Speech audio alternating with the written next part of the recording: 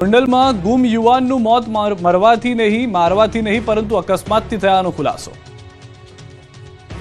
રાજકોટના ગોંડલમાં ગુમ યુવાનનું મોત મારવાથી નહીં પરંતુ અકસ્માતથી થયું હોવાનો ઘટસ્ફોટ કર્યો। યુવાનના મોત મુદ્દે વહેતી થયેલી ચર્ચા બાદ પોલીસે મોટો ખુલાસો કર્યો।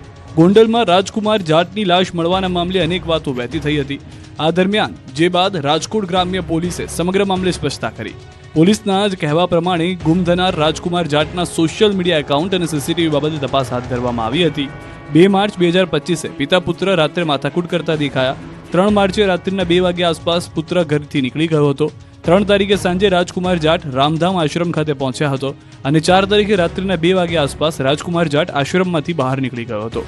આશ્રમમાંથી નીકળ્યાના 500 મીટર દૂર રોડ પર અકસ્માતમાં તેનું મોત થયું। 4 માર્ચે રાત્રિના 3 વાગ્યા આસપાસ કુવાડવા રોડ પોલીસ સ્ટેશન વિસ્તારમાં રોડ અકસ્માતમાં તેનું મોત થયું। 9 માર્ચે રાજકુમાર જાટની પરિવારજનોએ મૃતદેહની ઓળખ કરી અને પીએમ પ્રક્રિયા પૂર્ણ થયા બાદ પરિવારજનોએ મૃતદેહ સ્વીકાર્યો હતો। બીજી તરફ મૃતકના પિતાએ હત્યાનો આક્ષેપ કર્યો છે। પિતાએ આક્ષેપ કર્યો કે મારા દીકરાને ટોલનાકા ખાતેથી ઉપાડીને મારવામાં આવ્યો હતો, ન્યાય મળે તેવી માંગ કરી।